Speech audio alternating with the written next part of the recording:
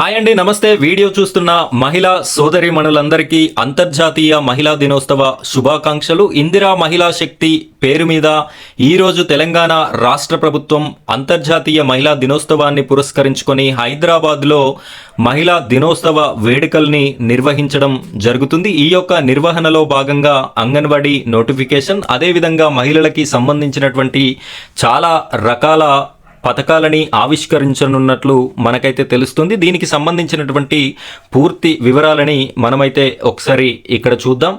అదేవిధంగా మొదటిసారిగా మన ఛానల్ని ఎవరైనా చూస్తున్నట్టయితే ఖచ్చితంగా సబ్స్క్రైబ్ చేసుకోండి. ఇలాంటి లేటెస్ట్ అంగన్వాడీ అప్డేట్స్ అన్నీ కూడా మీ వరకు రావడం జరుగుతుంది. అలాగే సబ్స్క్రైబ్ పక్కన ఉన్నటువంటి బెల్ ఐకాన్ పైన ట్యాప్ చేసి ఆల్ అని సెలెక్ట్ చేసి పెట్టుకోండి. ఇప్పుడైతే మనం వీడియో టాపిక్లోకి వెళ్ళిపోదాం. ఫ్రెండ్స్, ఇక్కడ మీరు చూసినట్టయితే ఇందిరా మహిళా శక్తి పేరు మీద మన తెలంగాణ ఆడబిడ్డలందరికీ మహిళా దినోత్సవ శుభాకాంక్షలు అని చెప్పేసి తెలంగాణ రాష్ట్ర ప్రభుత్వం రిలీజ్ చేయడం జరుగుతుంది.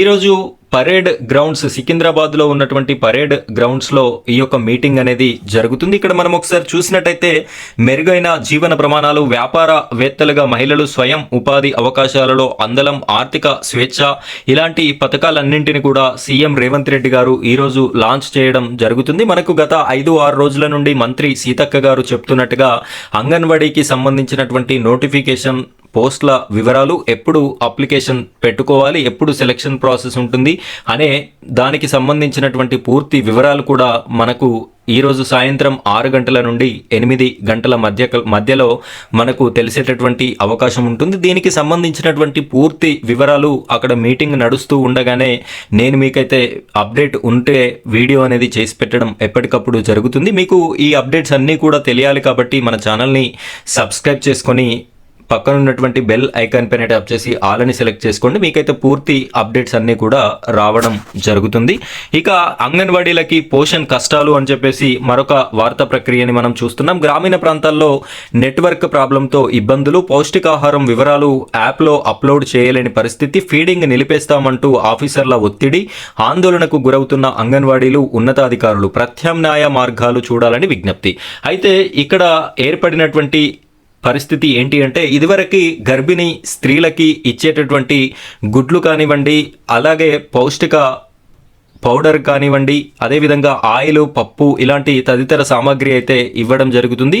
వీటిని ప్రతి నెల వారికి ఒక యాప్ని కేటాయించి ఆ యాప్లో ఇచ్చినట్టుగా మెన్షన్ చేయాలి, ఆన్లైన్ చేయాలి అని చెప్పేసి చెప్పడం అయితే జరిగింది. దీనివల్ల అంగన్వాడీలు చాలామంది టీచర్లు కష్టాలు పడడం జరుగుతుంది. ఎందుకు అంటే వాళ్ళకి ఇచ్చినటువంటి ఫోన్లు 2GB ర్యామ్ ఫోన్లని ప్రభుత్వం ఇదివరకు పంపిణీ చేయడం జరిగింది. మనం ఇక్కడ చూడొచ్చు, ఇచ్చిన ఫోన్లు సరిగ్గా పనిచేయడం లేదు.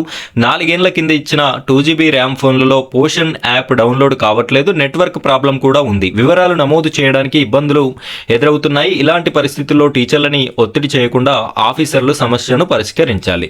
అయితే చాలా విలేజెస్లో నెట్వర్క్ ఇష్యూ కూడా ఉంది. దానితో పాటుగా వీరికి ఇచ్చినటువంటి 2GB ర్యామ్ ఫోన్స్ కూడా మొరాయించడం వల్ల ఇలాంటి ప్రక్రియ అయితే వేగవంతం లేకపోవడంతో పాటు అనేక సమస్యలకి గురి కావడం జరుగుతుంది అని అంగన్వాడీలు తెలపడం జరిగింది.